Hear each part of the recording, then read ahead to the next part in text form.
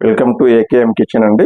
ఈరోజు నేను మీకు స్పెషల్గా మీరు అసలు వినింటారు. నేను ఈరోజు టమాటా బోండా చేయబోతానండి. మీకు టమాటా బోండా మీకు అన్ని బోండా వినింటారు కానీ టమాటా బోండా వేయరు, ఎవరు చేయరు.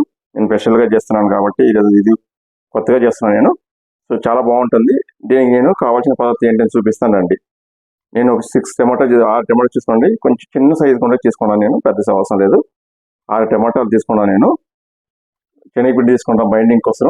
ఒక చిన్న పొటాటో ఆల్రెడీ నేను బాయిల్ చేసి పెట్టుకున్నాను అండి. ఒక 2 పచ్చిమిర్చి, కొద్దిగా నేను క్యాప్సికమ్ తరిగి పెట్టుకున్నాను. ఇక్కడ నేను ఒక చిన్న ఆనియన్ తరిగి పెట్టుకున్నాను. సోంపు, కస్తూరి మెత్తి, garam masala, chilli flakes, onion powder, garlic powder, chaat masala, కారం కొద్దిగా. సో కొత్తిమీర పెట్టుకున్నాను నేను. ఇప్పుడు ఎలా చేయాలి ఇదన్నీ నేను ఆనియన్, కొత్తిమీర ఇదన్నీ నేను ఫ్రై చేసుకోవాలండి. నేను ఆయిల్ కొట్టుకొని ఫ్రై చేసుకోవాలి. నేను ఎలా పెట్టి చూపిస్తాను. ఫ్రై చేసుకున్న తర్వాత మీకు నేను చూపిస్తానండి. కడాయి వేడయ్యిందండి. నేను ఒక 2 స్పూన్ ఆయిల్ వేసుకుంటున్నాను.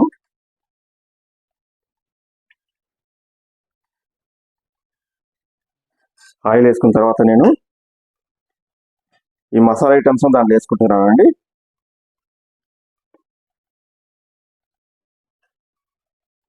పచ్చిమిర్చి,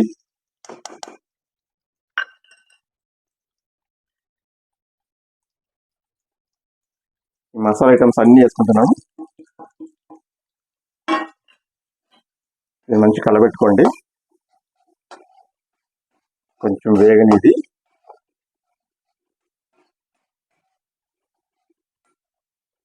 మీరు ఫ్రెష్గా జింజర్ గార్లిక్ సన్న తరిగి చేసుకుంటే కూడా బాగుంటుంది.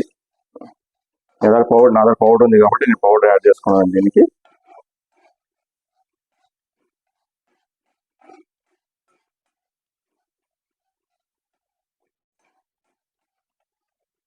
ఇది కొంచెం వేగిని.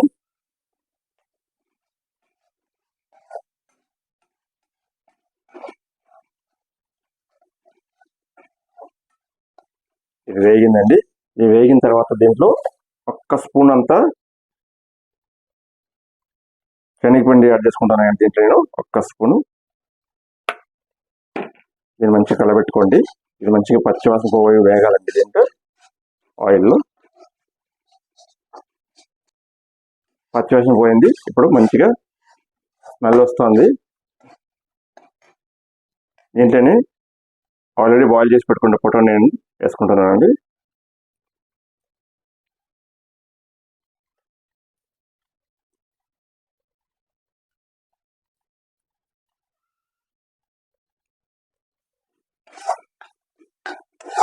మంచి కలబెట్టుకోండి.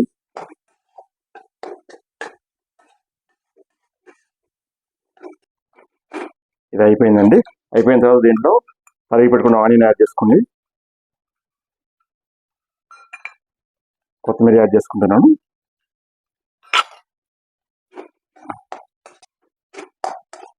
అయిపోయిందండి. ఇప్పుడు ఆఖరి దీంట్లో ఇంకా కొంచెం గరం మసాలా, ఇప్పుడు లాస్ట్ కొంచెం గరం మసాలా యాడ్ చేసుకుంటున్నాను.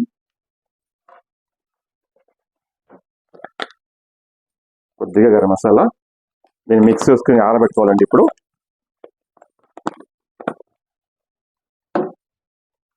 ఇది అయిపోయింది. నేను స్టవ్ ఆపేస్తున్నానండి. స్టవ్ ఆపేసి నేను దీన్ని ఆరబెట్టుకుంటానండి. ఆరబెట్టుకున్న తర్వాత మీకు ఎలా చేసి చూపిస్తాను. ఇది ఆరిపోయిందండి.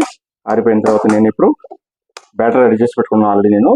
ఇది కొంచెం థిక్గా ఉండాలండి, ఎందుకంటే టమాటా కాబట్టి కొంచెం నీళ్ళుగా ఉంటే పట్టదు. టమాటాకి కొంచెం థిక్గా రెడీ చేసుకోవాలి. నేను ఆల్రెడీ రెడీ చేసి పెట్టుకున్నాను.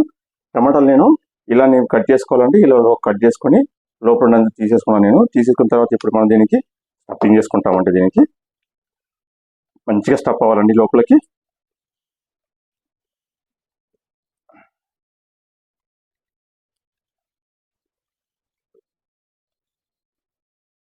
ఇలా మంచిగా స్టఫ్ అవ్వాలి. ఇలా మంచిగా స్టఫ్ అయిన తర్వాత మీరు దాంట్లో దీన్ని యాడ్ చేసుకోండి. ఎందుకంటే బ్యాటర్ కొంచెం థిక్గా ఉంటేనే టమాటాకు పడతాయండి. ఇప్పుడే చెప్తున్నాను. ఆయిల్ స్టవ్ మీద కడాయి పెట్టి ఆల్రెడీ ఆయిల్ పెట్టినా నేను. ఆయిల్ కొంచెం వేడైన తర్వాత దీన్ని డిప్ చేస్తానండి.